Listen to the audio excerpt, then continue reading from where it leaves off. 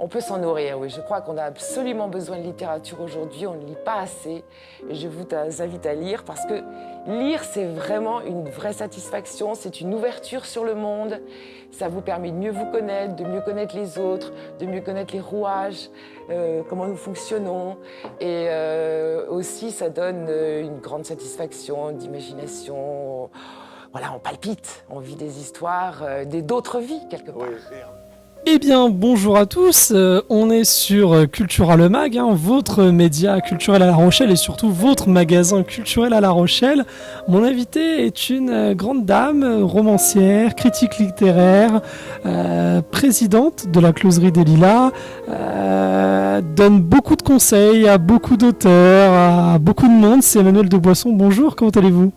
Bonjour, ça va très bien, je suis d'abord très très heureuse d'être ici. Je ne connaissais pas ce magasin qui a ouvert il n'y a pas longtemps, il y a 1 an si j'ai bien compris, avec 4000 m² et c'est vraiment extraordinaire. J'étais éblouie de voir qu'il s'agit non pas d'un seul magasin mais d'une quantité de boutiques avec des ateliers, ateliers dessin, ateliers musique, ateliers couture et des espaces très conviviaux et l'accueil ici est formidable. Alors Emmanuelle, pour les internautes qui ne vous connaissent pas encore ou qui vous connaissent un petit peu, pouvez-vous un peu revenir sur votre parcours, ce qui vous a amené là où vous êtes aujourd'hui Alors, donc, moi, pendant longtemps, j'ai écrit pour moi des nouvelles, des poèmes, mon journal.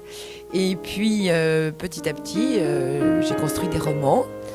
Au départ, sans les montrer à des éditeurs. Et puis, petit à petit, voilà, ça s'est fait. Et j'ai publié une quinzaine de livres, essais et romans, de plus en plus.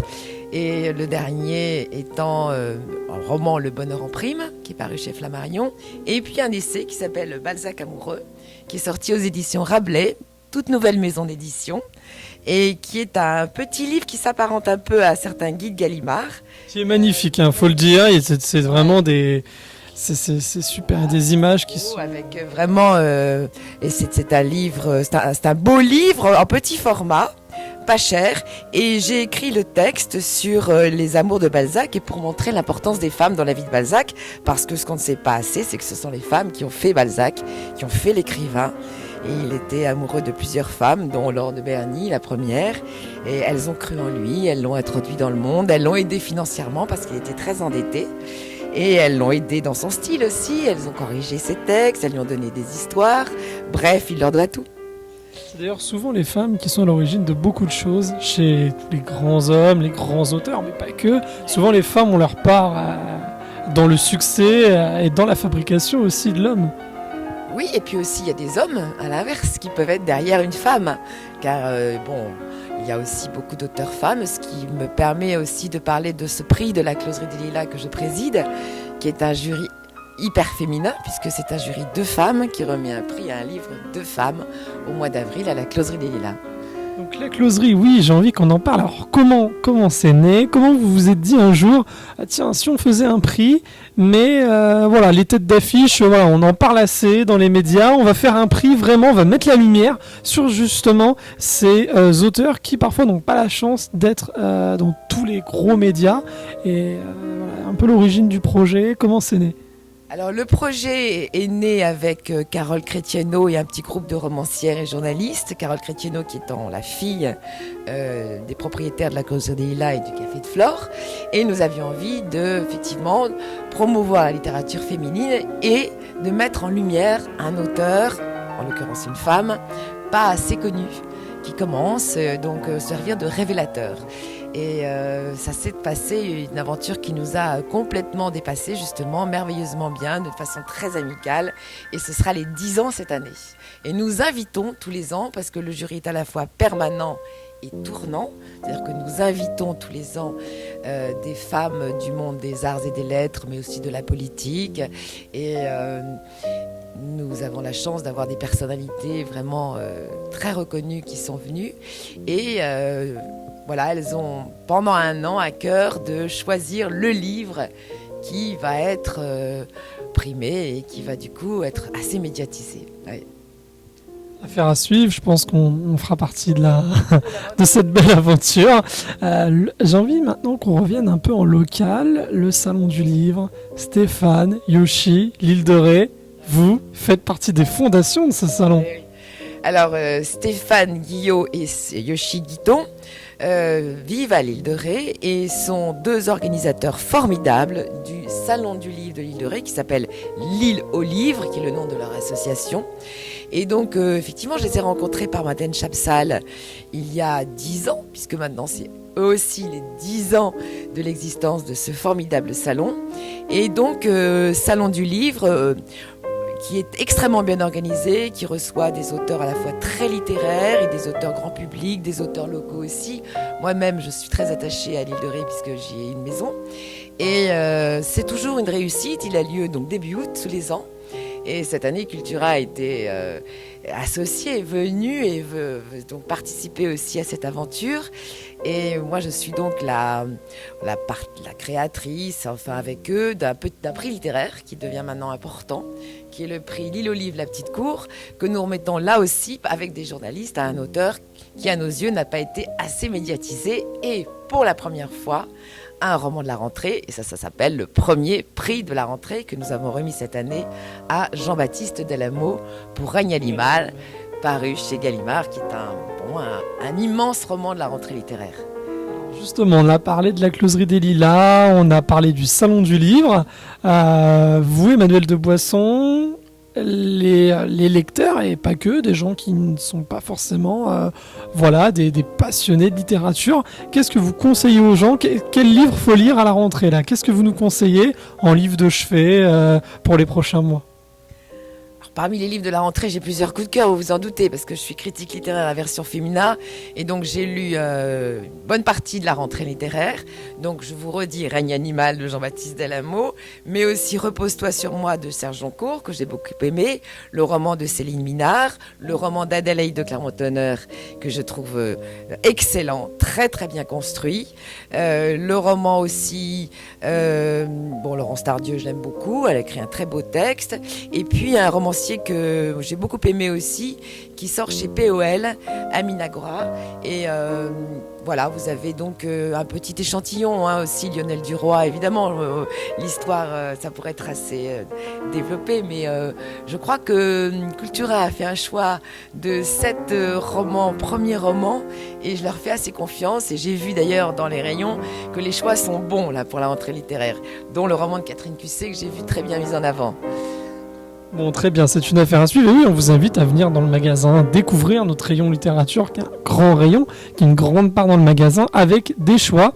Mais je vous en dis pas plus. Je vous laisse vraiment venir au Culture à La Rochelle découvrir tous nos ouvrages. Et bientôt aussi, on vous l'annonce, on va réfléchir à une date, mais Emmanuel de Boisson viendra, ça c'est quasiment sûr, on peut le dire, faire une séance de dédicace prochainement dans votre magasin Cultura La Rochelle. C'est important pour vous d'aller à la rencontre des lecteurs?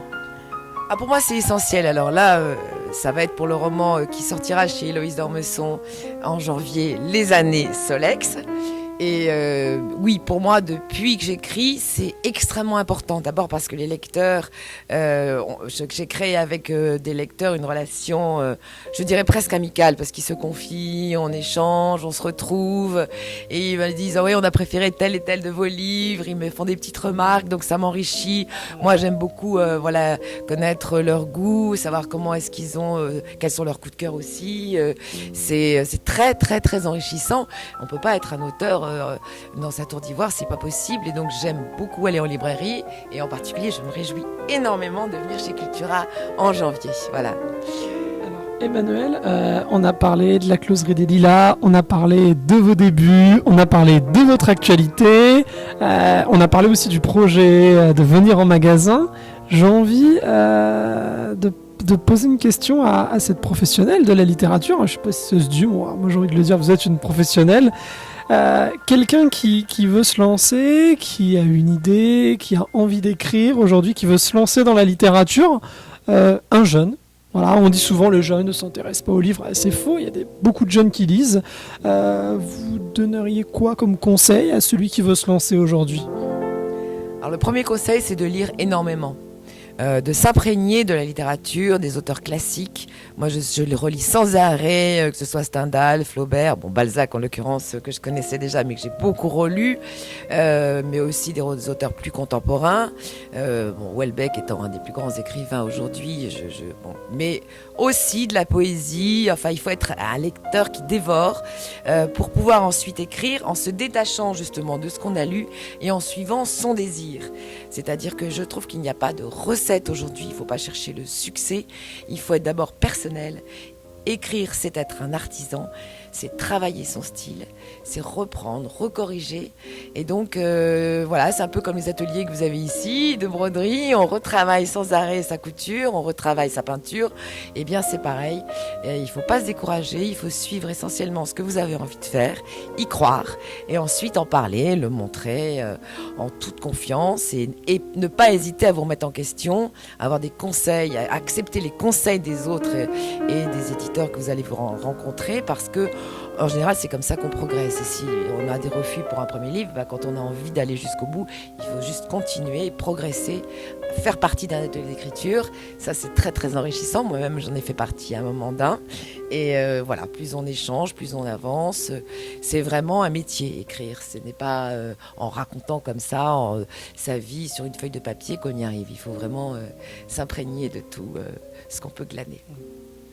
Alors Emmanuel, on l'a dit, le gros projet c'est en janvier le livre qui sort chez Héloïse d'Ormesson. À la rentrée, les gens qui ont envie de lire vos chroniques, où est-ce qu'il faut aller ?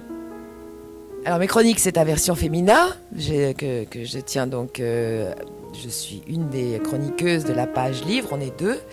Et puis mes livres, si ça vous tente, ils sont en vente partout, j'en ai 15, donc ma trilogie historique, Le Bonheur en prime, mais aussi mes romans Les Grandes Bourgeoises et Les Nouvelles Provinciales qui sont parus chez Lattès.